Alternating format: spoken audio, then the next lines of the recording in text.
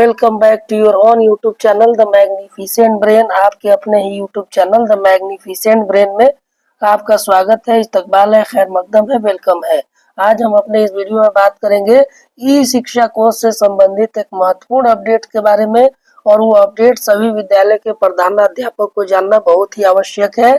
जैसा कि आप सभी जान रहे हैं कि नए शैक्षणिक सत्र का नामांकन कार्य चल रहा है, और नामांकन कार्य के बाद ई शिक्षा कोर्स पर विद्यार्थियों का स्टूडेंट इनरोलमेंट किया जाता है। स्टूडेंट इनरोलमेंट में यानी विद्यार्थियों के नामांकन के समय किन किन चीज़ों की आवश्यक जानकारी उसमें देनी होती है, इस बारे में हम बात करेंगे। और खास करके कि नामांकन के समय अगर कोई गड़बड़ी हो जाती है या कोई डॉक्यूमेंट्स नहीं हो पाता है, जिसकी वजह से ई शिक्षा कोर्स पोर्टल पर विद्यार्थियों का नामांकन सही से नहीं हो पाता है, जिसकी वजह से उन्हें बहुत सारे लाभ से वंचित होना पड़ता है। इन तमाम समस्याओं से बचने के लिए विद्यार्थियों को भी सारा लाभ प्राप्त हो, और शिक्षक और खासकर प्रधान शिक्षक भी किसी भी परेशानी में न पड़े, तो इन सब चीजों को नामांकन से पहले जान लेना बेहतर है, समझ लेना जरूरी है।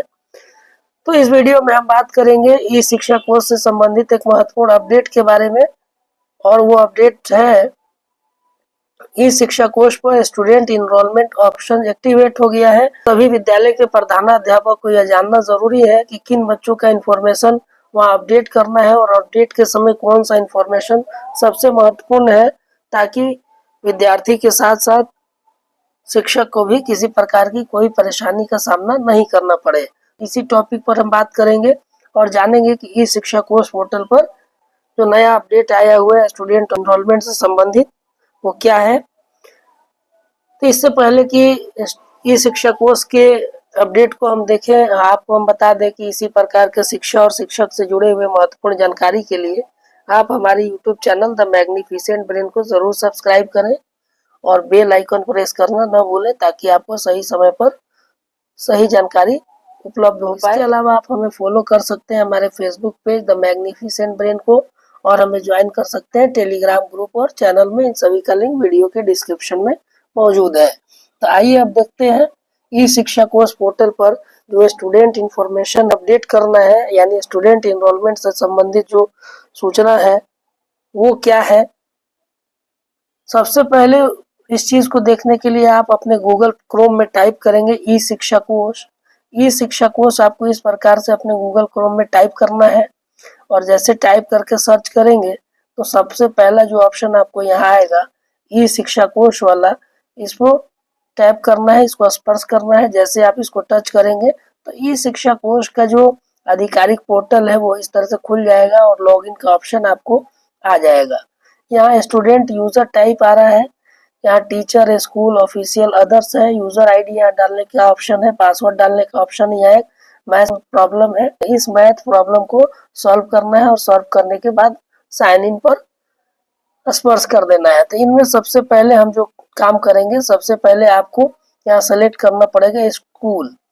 स्कूल सेलेक्ट करेंगे, स्कूल वाला यहाँ जो लाल रंग का घेरा आपको दिख रहा है, इसको टच करेंगे, यहाँ सेलेक्ट हो जाएगा। उसके बाद जो स्कूल का यू डैश कोड है वही यूजर आईडी होता है, और पासवर्ड जो आप बनाए होंगे यहाँ डाल देंगे। उसके बाद इस गणित के सवाल को हल करके इसमें डालेंगे, और यहाँ साइन इन पर क्लिक करेंगे। जैसे ही आप साइन इन पर क्लिक करेंगे तो आपके सामने स्कूल का ई शिक्षा कोर्स पोर्टल खुल जाएगा, और इस तरह का ऑप्शन आपको देखने को मिलेगा। देखिए, सबसे पहला ऑप्शन है student enrolment, teacher request for transfer on special school, PM question, safe Saturday spots, race ticket, leave. सभी ऑप्शन में से हमें चुनना है स्टूडेंट इनरोलमेंट का ऑप्शन।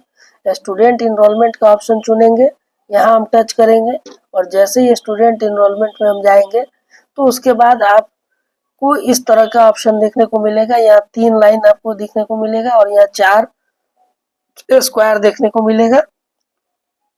तो हमको यहाँ टच करना है इस 3 लाइन वाले ऑप्शन को। इस 3 लाइन वाले ऑप्शन पर टच करेंगे, और जैसे ही इस 3 लाइन वाले ऑप्शन पर टच करेंगे तो इस तरह का एक मेनू खुलेगा, और इस मेनू में देखिए यहाँ student enrolment, student transfer and drop out, upload student attendance register, student mark, split school student transfer, student progression, NPCI Aadhaar seeding report, student data correction, ये तमाम ऑप्शन आएगा। तो इसमें आपको चुन लेना है स्टूडेंट इनरोलमेंट का ऑप्शन।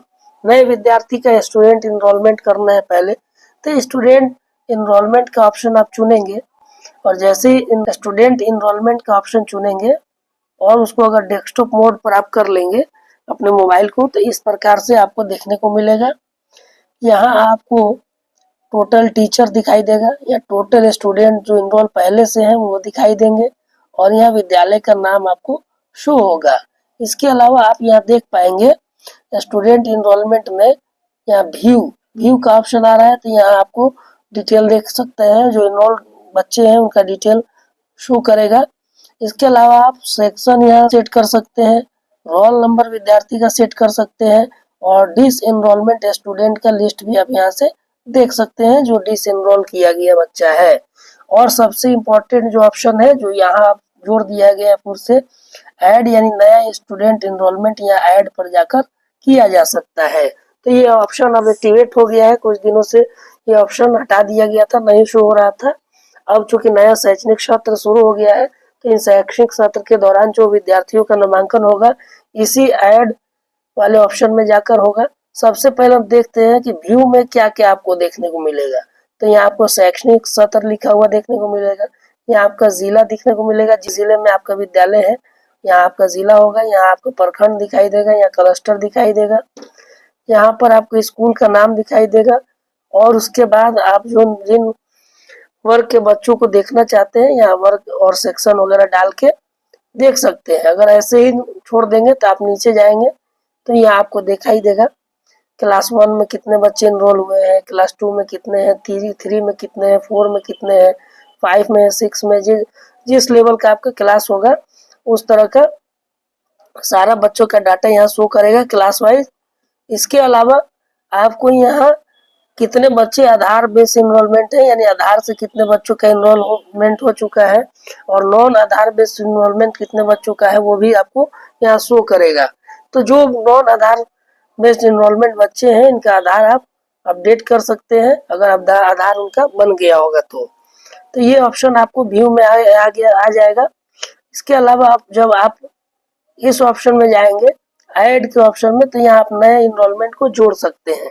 और सबसे इम्पोर्टेंट बात है कि किन बच्चों का इनरोलमेंट अब होगा, तो सबसे पहला जो ऑप्शन आ रहा है आधार ऑथेंटिकेशन का ही आ रहा है, यानी जिन बच्चों का आधार है उनका ही इनरोलमेंट अभी हो रहा है। जैसे देखिए क्या छात्र के पास आधार नंबर है, तो यस का ऑप्शन आ रहा है, नो का नहीं आ रहा है। अगर किसी बच्चे के पास आधार नहीं है तो यहाँ नो का ऑप्शन नहीं है, यस का ऑप्शन है।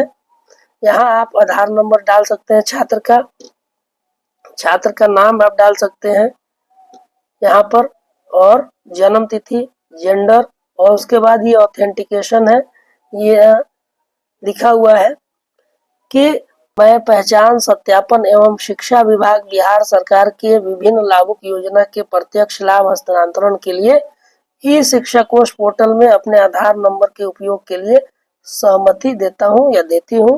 तो ये ऑथेंटिकेशन हो जाएगा। जैसे ही ऑथेंटिकेट करेंगे आधार, तो आपका आधार और डाटा मैच करेगा तो वो ऑथेंटिकेट हो जाएगा और उसके बाद आप नामांकन की आगे की प्रक्रिया पूरा कर पाएंगे। इस प्रकार से ई शिक्षा कोष पर स्टूडेंट इनरोलमेंट का जो ऑप्शन है एक्टिवेट कर दिया गया है। और अब सबसे इम्पोर्टेंट बात है कि बहुत सारे विद्यालय के प्रधानाध्यापक क्या करते हैं, पहले बच्चों का डाटा इकट्ठा करते जाते हैं और जब सारे बच्चों का नामांकन कर लेते हैं तब जाकर ये शिक्षा कोष पोर्टल पर इनको अपडेट करते हैं, जिसकी वजह से विद्यार्थियों के नामांकन में देरी हो जाती है। शिक्षा कोष पोर्टल पर शोकॉज वगैरह का सामना करना पड़ता है। तो जब ई शिक्षा कोष पोर्टल का लिंक एक्टिवेट कर दिया गया है स्टूडेंट इनरोलमेंट का, तो सबसे बेहतर तरीका यही है कि जिन बच्चों का जिस दिन एडमिशन आप ले रहे हैं साथ साथ ई शिक्षा कोष पर भी उनको अपडेट करते चले, ताकि बच्चों का इनरोलमेंट भी शिक्षा कोष पर हो जाए और आपके रजिस्टर में भी हो जाए और आप पर ज्यादा बर्डन एक साथ नहीं उठाना पड़े। तो उम्मीद करते हैं कि आपको यह वीडियो पसंद आई होगी। अगर आपको यह वीडियो पसंद आई है तो हमारे इस वीडियो को लाइक करें, शेयर करें और हमारे इस YouTube चैनल को सब्सक्राइब करें। मिलते हैं इसी प्रकार के अन्य जानकारी भरे वीडियो में, तब तक के लिए हमें दीजिए अनुमति। धन्यवाद। Thank you for watching.